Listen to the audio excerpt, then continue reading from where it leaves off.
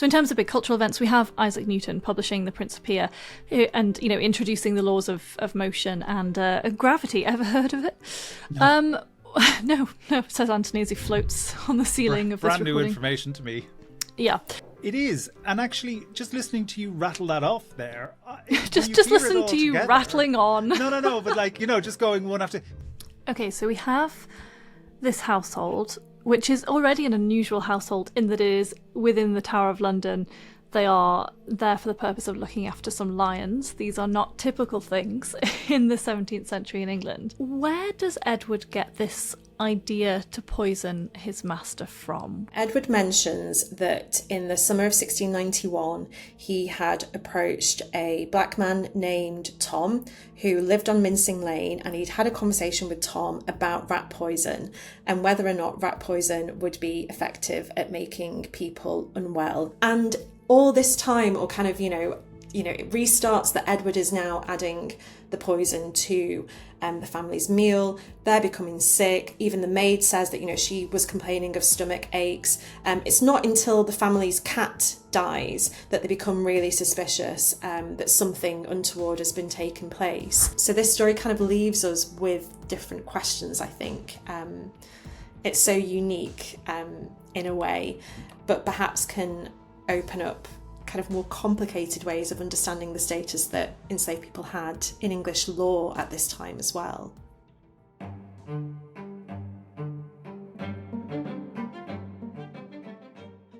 Hello and welcome to After Dark. I'm Anthony.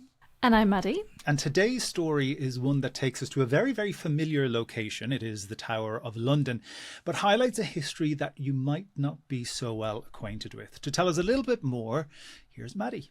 1691. Inside the Tower of London, there are lions. They prowled and padded around their dens. The keeper of the lions was a man called Thomas Dimmock, and the building he lived in was aptly called the Lion Tower. Inside the kitchens of Lion Tower were ale, oats, and milk. Standing over these, rat poison in his hand, was Edward Francis. Edward was an enslaved man, owned by Thomas Dimmock, the keeper of the lions.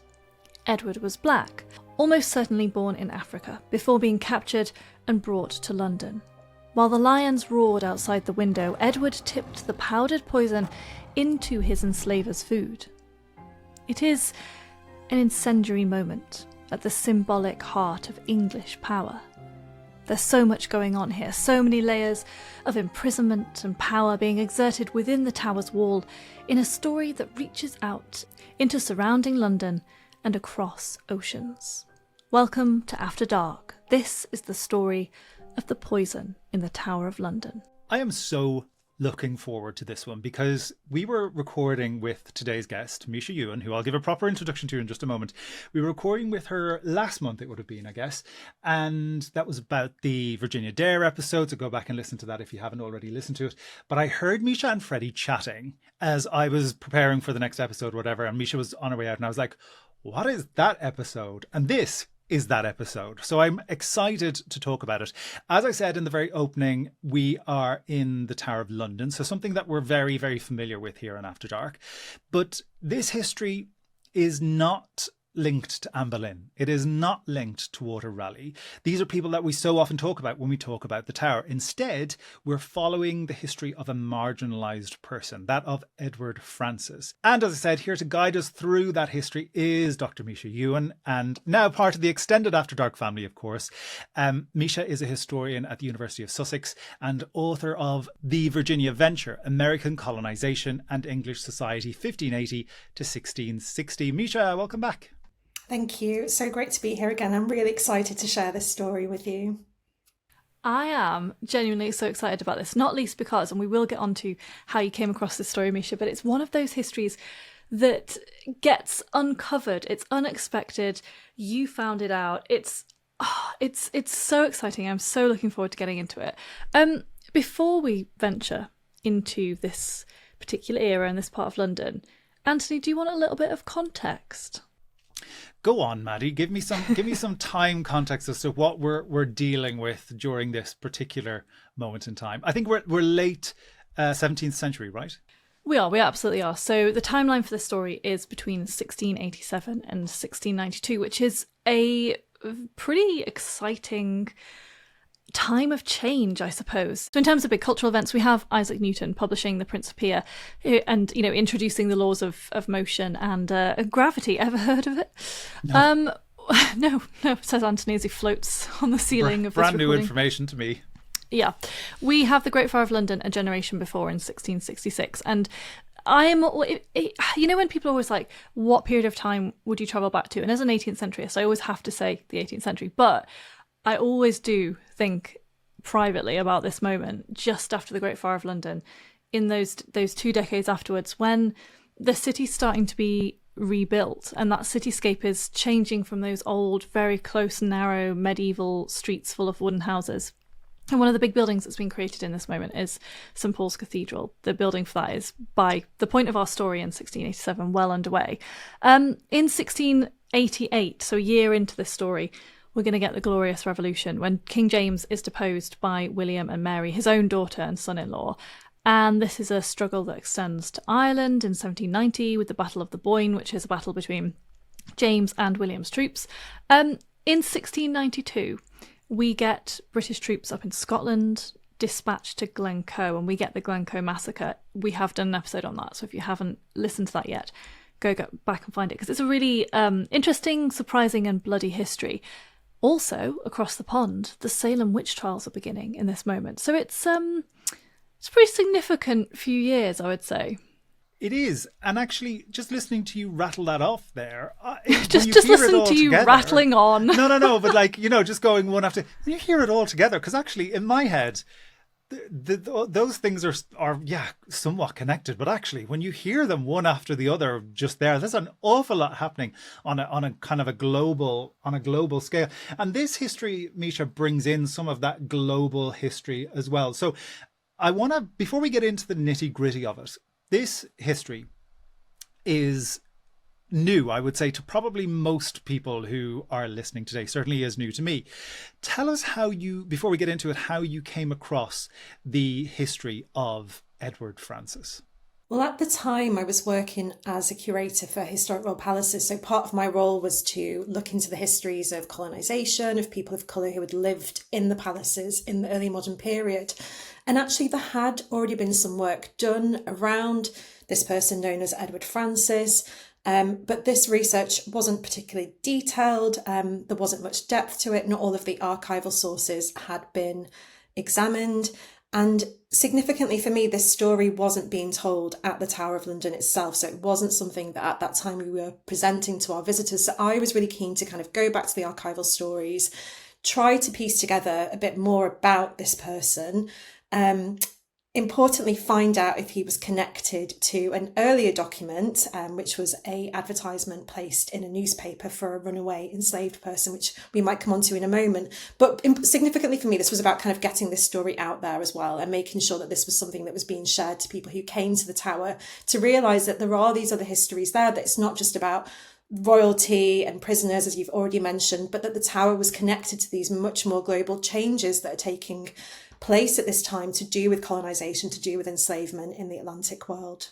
It is a sort of historian's dream, really, to be able to add a new story to a site like the Tower of London that is just so globally well known, and some of its more famous stories are so well rehearsed, they're so familiar to us, and Anthony mentioned some of those at the beginning. Give us an idea, Misha, of what the Tower of London looked like in the moment of our story. And we've heard in the introduction there were lions there. So for anyone who's not been to the Tower of London or doesn't know much of its history, what was it like in this moment? I mean, in some ways, the fabric of the Tower of London hasn't changed hugely since the 17th century. So the space that you walk around today won't have looked much different in terms of kind of the structures of some of the buildings. So the White Tower that you visit today was still there in the 17th century. But the kind of location of the Lion Office was where there was also a Tower menagerie. And if you go to the Tower of London today, you'll see these wire sculptures of lions in situ. So it kind of gives you an indication of where this place was. And this menagerie had existed since the 13th century. And by the 17th century, it was actually a bit of a tourist attraction. So people might have come to the Tower just to look at the animals that were there that included these lions. And then, obviously how Thomas Dimmock comes into the story is that he had this position as the keeper of the lions, which was a very prestigious role, something that people were really keen to acquire. And Edward's history, who we're here to talk about today, is very closely linked to this Dimmock character, right? But before we get into that link, I suppose this is going to be part of that link, but what do we know about Edward himself? Where did he come from and why was he at the Tower? So this was kind of part of the research that I wanted to do. So Edward Francis first appears in the historical archive through this court case and testimony that is given at the Tower of London. But a few years earlier, so 4 years before, in 1687, Thomas Dimmock had posted a newspaper advertisement in the London Gazette seeking the return of a runaway enslaved boy who was described as being 16 years old, as wearing this silver collar around his neck. And this boy was described as speaking bad English, as having holes in both of his ears. And so I wanted to try and find out, was it possible that this young boy who had been described in this earlier newspaper notice, this enslaved boy, he was probably African born, whether or not that was the same individual as Edward Francis. And I think looking at some of the historical material, to me, strongly suggested that it was the same person. So it's likely that Edward Francis, as he came to be known, had been sold into slavery in West Africa, possibly trafficked straight from West Africa to England by the Royal African Company, and purchased by Thomas Dimmock as an enslaved person, and then was enslaved at the Tower of London. So by the time we encounter Edward Francis in the historical record in 1692, it's possible that he'd already been a resident of the Tower of London, an enslaved resident for, 5 years or more. So amazing, that newspaper advertisement. I mean, it's so harrowing to hear that, and it's a really difficult history to be confronted with. I'm really interested, though, Misha, in the description of his person, because of course the point of an advert like that is to find someone who has run away. And would you say that this is typical of the time in terms of enslaved people who are described or sort of coded, I suppose, in their physicality, both in terms of possibly their African origins? You mentioned the holes that he has in his ears, and that he's described as speaking bad English. But then he also has this silver collar around his neck, which very much shows him as a piece of property. There's something so fascinating from this perspective, to be able to come almost into contact with someone like Edward, and that we have such a description of what he was wearing, what his body looked like. Is that kind of dual coding easy to access in the archives? Is that how lots of enslaved people in this moment are described? Yeah, so I mean, these newspaper advertisements, there are hundreds which survive for the 17th and 18th centuries, and not just in London and other major ports like Bristol and Portsmouth, but also, smaller towns and cities too. And it's really common to find these kinds of detailed physical descriptions of enslaved people, and people who were African born, but also people from the Indian subcontinent as well who are enslaved. And often you will find that these descriptions might mention things such as what we would now think of as country marks, so scars that African-born people may have received in their adolescence, for example.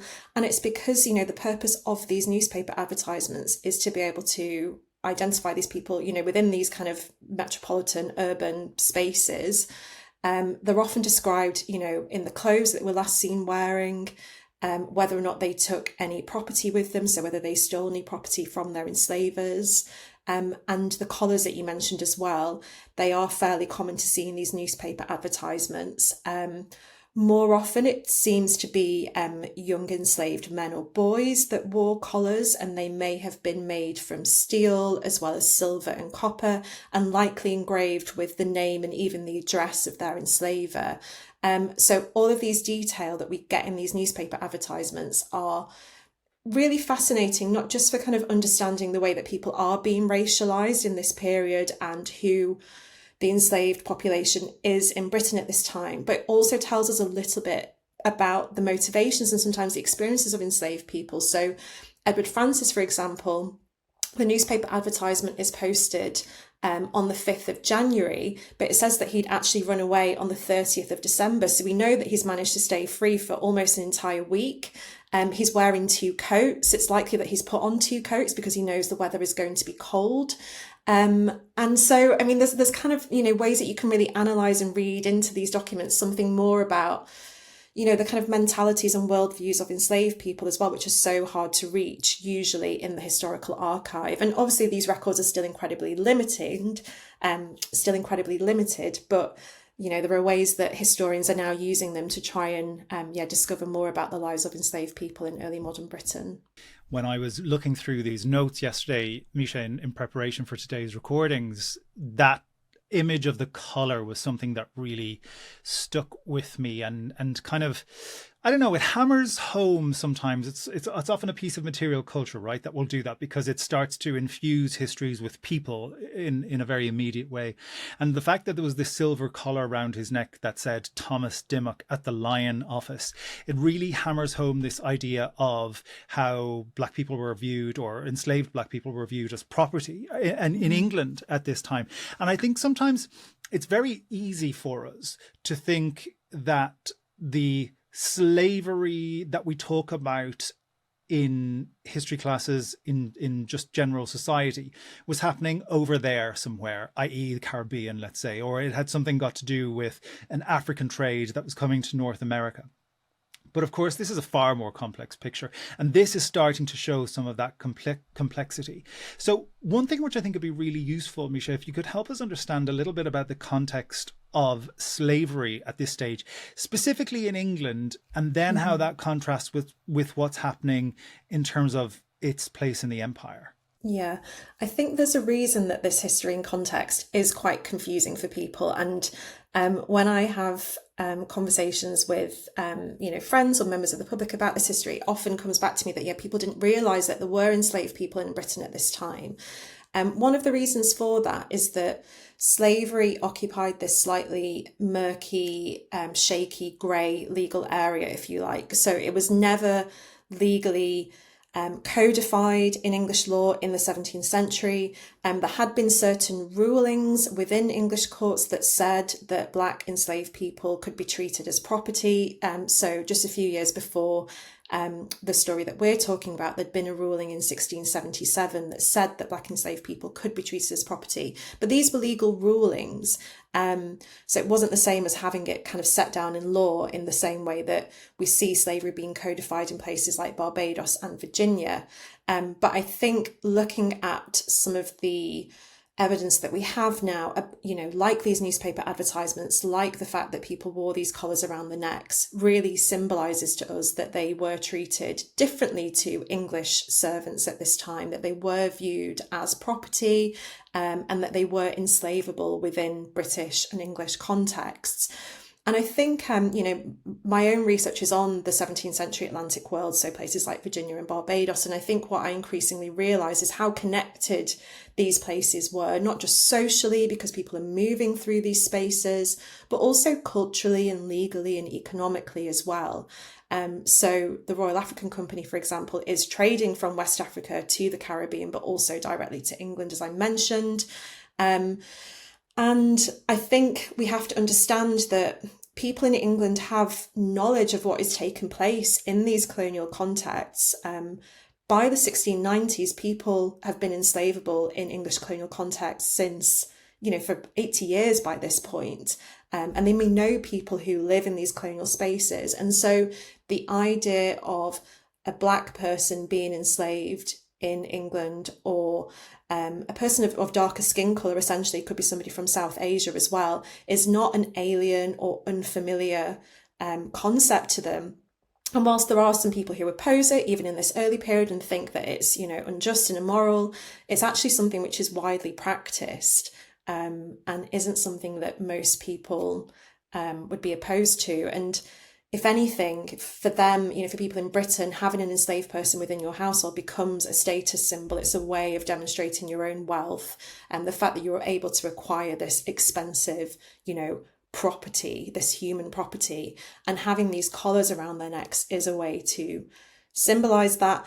And, a silver collar, again, shows that you are somebody of wealth and status. So, I think something else that might surprise people is that often enslaved people were dressed in very expensive clothing as a way to kind of show off the status and wealth of their enslavers. And that is very different from Caribbean contexts.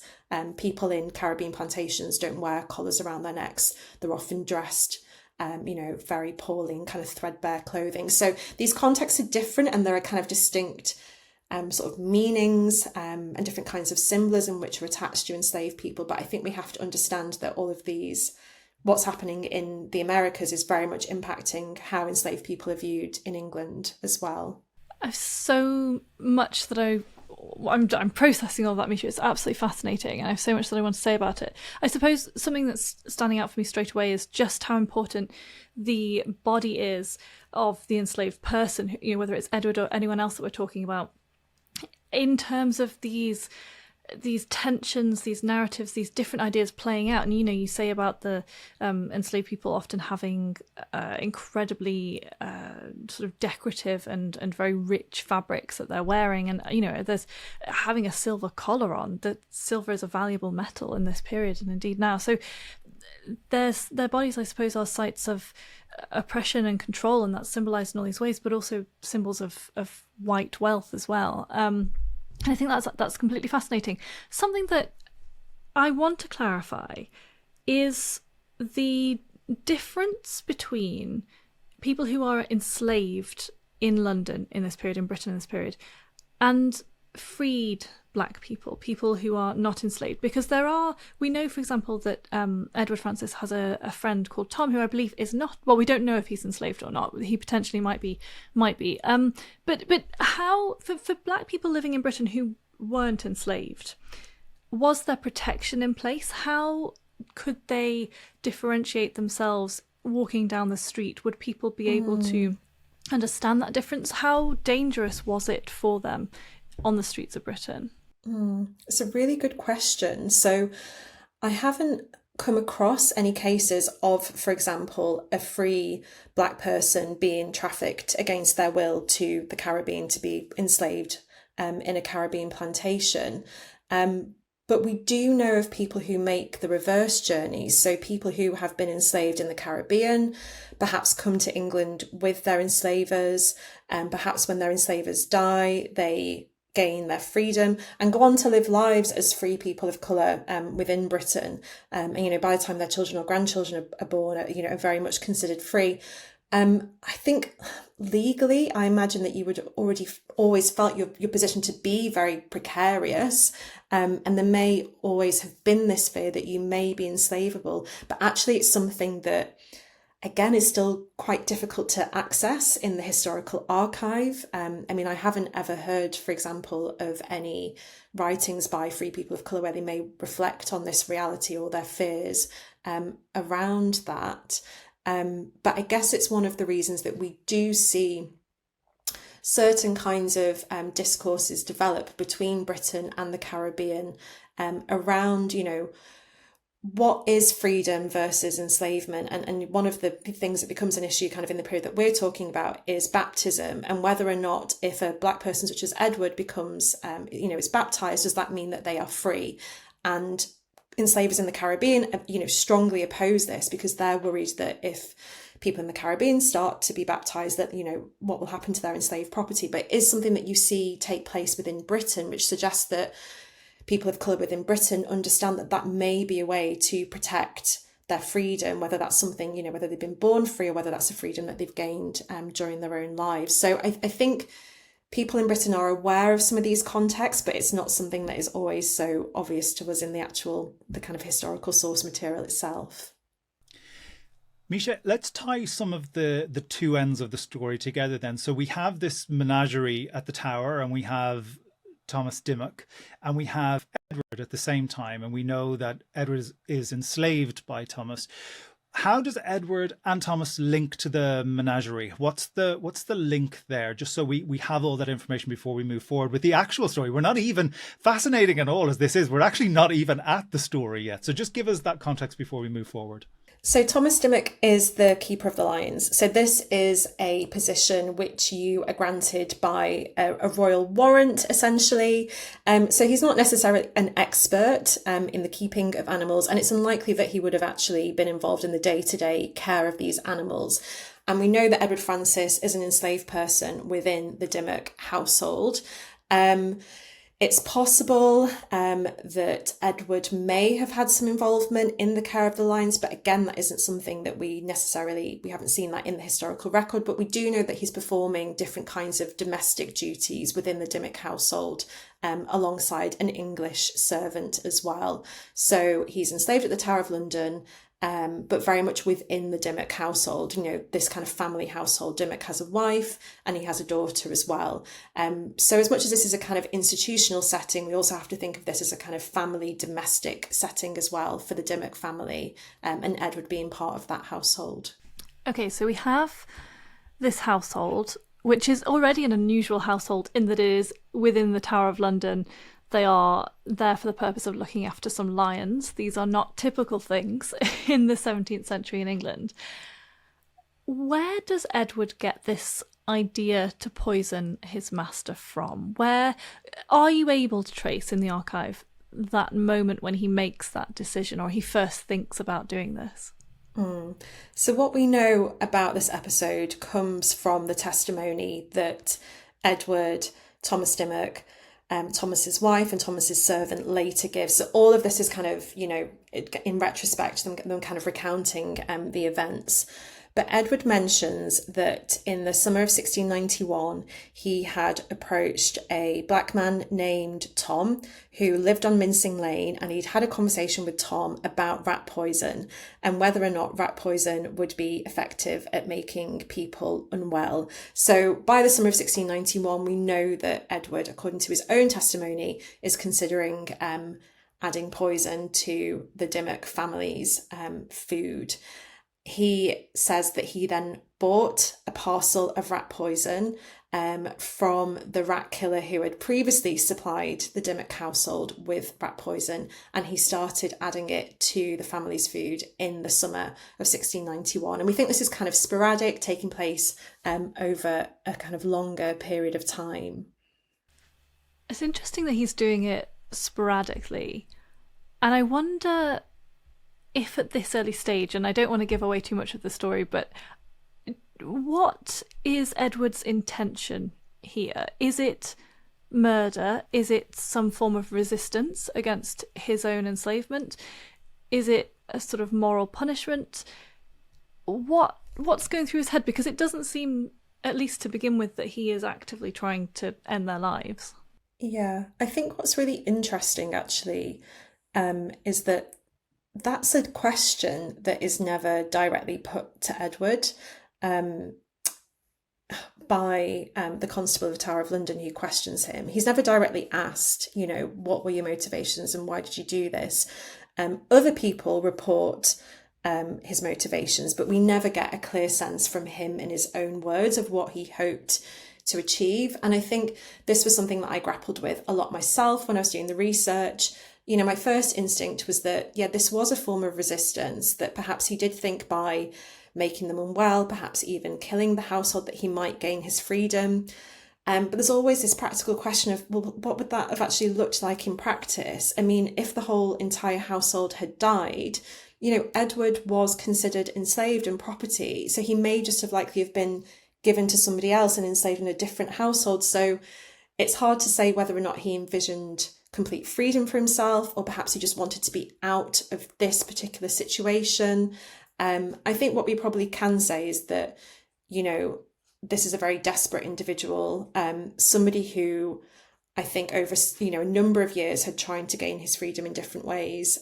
If we do link him back to this earlier newspaper advertisement, which, I think is likely that is him, he tried running away once before. He'd been recaptured and enslaved again within the Dimmock household, but also within the testimony of other members of the household, they refer to him breaking locks as well and saying that, you should have been punished for this a long time ago. So clearly he's tried other ways to kind of escape his slavery. At the same time, though, we get this contrast that he obviously does have certain kind of freedoms, mobility beyond the walls of the Tower of London, the fact that he's able to go out to Mincing Lane and have this conversation. So it gives us, again, just this kind of complex picture of what being enslaved was like on a day-to-day basis. For me, even the idea that he has access to the family kind of, food and meals, again, tells us something about just how integrated he was within the household, at the same time as he was treated so differently as well.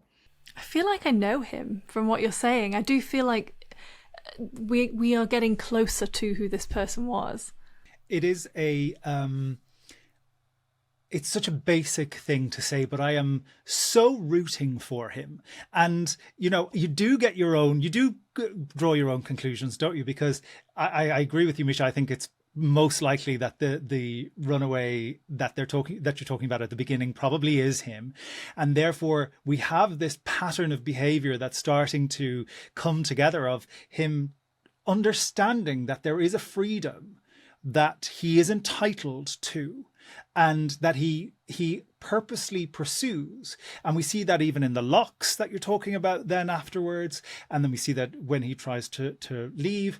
And we see it in, I think, then probably his attempt to poison the family. And we'll come to some of those details in just a second. But I also love this idea that it's to another black man that he turns when he's talking about this plan to poison the family. And there's something about that too, which again is just cracking open a world that we have so little access to, actually, where we go, oh, there's somebody leaving those boundaries of the walls of the Tower of London, this kind of institutional mecca, and they're going out into Mincing Lane and having conversations that hope to, in some ways, topple those institutions of power. And that, to me, is just all about what history is. It's making me so excited, as you can probably tell from the speed of my voice, and I'm tripping over my words. But besides this kind of tantalizing glimpse, and I literally have chills talking about it. It's so exciting, Misha. You're just so lucky to be able to look at these things when you were looking at it. How did once we come back within the walls then of the Tower of London, how did that poisoning start to manifest? How is he? I presume it's infiltrating the food supply that you're talking that he had access to. So in the testimony that we get from the household, they describe Thomas Dimmock's first wife, who was named Jane, becoming ill, and it sounds as if she was ill already. She's actually being nursed. A nurse has come into the household to try and look after her, and she then dies that summer. I'm not sure whether she dies within the household at the Lion Office, or they are also they have a household kind of out in London as well. And then a few months later, we know that Thomas Dimmock has by now remarried a woman named Rebecca, which probably wasn't unusual. He has a daughter. He would have wanted a new wife to kind of take up that role within the household.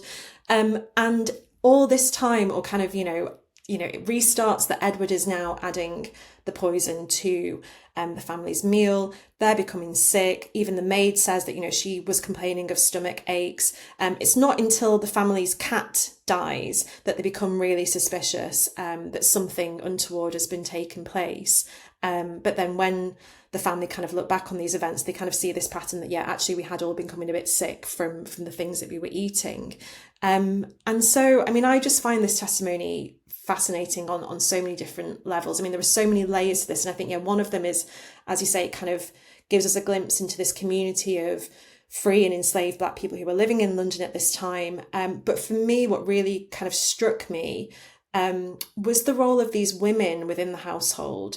So Thomas's wife, Rebecca, and the maid, Joanna, the ways that they kind of survey Edward, the way that they are kind of like watching him and are kind of suspicious of his behaviour. And this was interesting for me because one of the things that I'm interested in is the role that women have as well in shoring up, slavery within England and within colonial context at this time. So they are just as, implicated, if you like, in his enslavement and the way that he's treated. And we very much get a sense of that from the testimony that they give. You're making me feel like we've stepped into this household, Misha, and there's so much there about the consumption of food, you talk about the fact that even the maid Joanna is starting to feel ill and is therefore presumably eating and consuming, drinking maybe the same things as her master and mistress and the daughter Anne.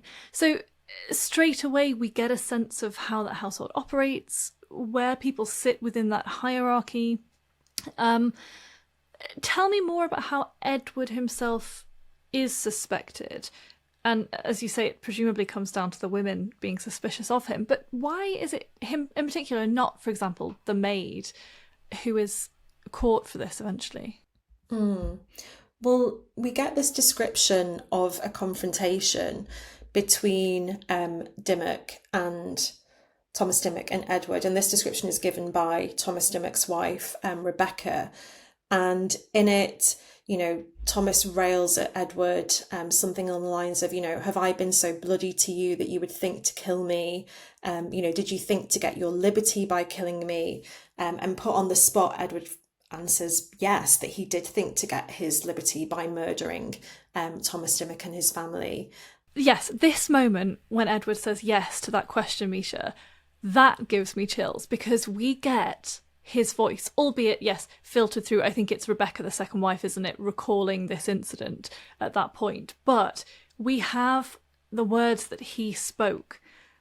How unusual is that, first of all, in terms of getting the words of someone enslaved in the 17th century in England, or indeed across its empire? But also, to you as a researcher, when you see his words on the page in the archive, what does that mean to you? How do you respond to that as someone who wants to tell this history, but also as a human being? It seems it's remarkable. It's almost mind-blowing. We've come so close to his body through the description of him in this advert, if indeed that is him. But here we have his words. We have his voice, essentially. I mean, it's incredible. Yeah, I mean, these 4 documents literally really took my breath away. So all I knew about Edward up to this point was, I'd seen kind of brief mentions in a book about the menagerie, the lion keeper who was poisoned by his enslaved person. And then I'd seen the runaway newspaper notice, but there was nothing that was helping me kind of piece together how these things might be connected. And when I looked at the testimony, these are these handwritten, signed documents. They're incredibly detailed. You can kind of hear the people's voices because, that they're written in with this kind of, phonetic 17th century, very idiosyncratic language. But when I saw that Edward had also deposed and that he'd signed this document as well, I just kept thinking about, what that experience must have been like for him, being questioned at the Tower of London by the constable, at this point, I imagine really being in, fear of his own life, understanding that he was in extreme danger and signing this document. And it just, I don't know, there was just something very moving about it. And like you say, incredibly unusual as well. So I still do not know of an equivalent document that has survived for this period. There are court cases involving other enslaved Black people. So Catherine Orker is an enslaved woman who lives in London at this time, not far from the Tower of London actually, and she appears before a court trying to gain her freedom from her enslaver who has returned to Barbados. So there are other ways in which, enslaved Black people kind of crop up in the historical record and archive, but nothing like this testimony that we get for Edward Francis, with his mark as well there. So it really, I think I haven't had a moment like that, I don't think, actually, in my time researching. It was really actually quite, very powerful and emotional as well, and especially because of the context and thinking about what this person had endured. And Anthony, you were kind of saying, like, he must have had a sense that he was entitled to his freedom, that he might be free, and also, it's likely that he had enjoyed a childhood being free with family, with loved ones in, somewhere in West Africa before he was sold and trafficked to England. And so sometimes we kind of put these people kind of out of their context, I don't know, in a way that we kind of see them in this moment when they're enslaved, and we kind of forget that, they had these these entire lives as well. So yeah, I'm kind of rambling now, but yeah, I think you can probably tell from me that this was, a very, it was something really meaningful to research. And yeah, meant a lot actually at the time to kind of see his own words and his hand as well. I would love to know a little bit, because I don't think it's rambling at all, Misha. I think it's how one does history best, when it has that meaning, and when it does move you like that, not just you, but anybody in any archival situation. But one of the things that I know is that you then were able to identify the room in which he was questioned following his arrest in the Tower. And, when you were working for Historic Royal Palaces. And one of the reasons that we were so keen to have you share this history was because in learning more about these histories in such iconic places, we little by little start to change the perception of the histories that took place behind those walls. And I'm just wondering what it felt like for you then to stand in that space and to experience that space with Edward over your shoulder almost, because you're bringing that and he's bringing you into that space. And it becomes a very, very poignant exchange, I would imagine. Mm-hmm. There was something really unique, I think, about being able to do this research and think about his story whilst essentially working within this space. We had an office at the Tower of London, and so I was able to draw on all of the expertise of my colleagues there. And I said to them, he is questioned by the Constable of the Tower of London, where did this take place? And said, well, the most likely location is, the kind of great room in Queen's House. And I'd been in that room before for a staff meeting or presentations or something, but it's this vaulted, I guess to us today, it looks like a kind of, grand dining room. It's kind of vaulted ceiling, these dark timber beams. It still has this dark wooden panelling around it. It very much feels like a Tudor space. And it's the room where Guy Fawkes was questioned. And even now there are these kind of religious images on the walls of kind of hell and suffering and kind of demons that my colleagues said, they were there to scare people, to intimidate them, to kind of make them think about confession and kind of honesty and truth and the kind of punishments that they might receive for, committing such heinous moral crimes. And so if Edward was brought into this space, prisoners at the Tower were questioned elsewhere, sometimes in the White Tower, for example, but if he was brought to this space, which is most likely, those surroundings would have been very intimidating, almost kind of imperial, I think, in context, as well as kind of, royal and symbolic. But, at this time, the Tower of London very much, it is a space at the heart of the English Empire. It's a space at the heart of English imperial power, English royal institutional power as well. And I think all of that kind of surrounding, this is a fortress, it's a prison, it's a community as well, but all of this would have been intimidating for Edward Francis. And in some ways, I think just kind of adds to how remarkable his story is. Unfortunately, the Queen's House isn't a space that visitors to the Tower of London normally go into, because it's still actually occupied by the Constable of the Tower of London today. But it's something that, as curators, we would be able to kind of get access to. And yes, it is an amazing space with this kind of rich and very complicated history. Yeah, it's amazing to think that Edward is potentially questioned in the same space as Guy Fawkes, and it kind of inserts him into a broader English history, and brings some of that complication to it, actually. We've found out so much about him, Misha, through your research. You've managed to uncover his voice, something of his person, something of his personality even. Do we know what happens to him in the end?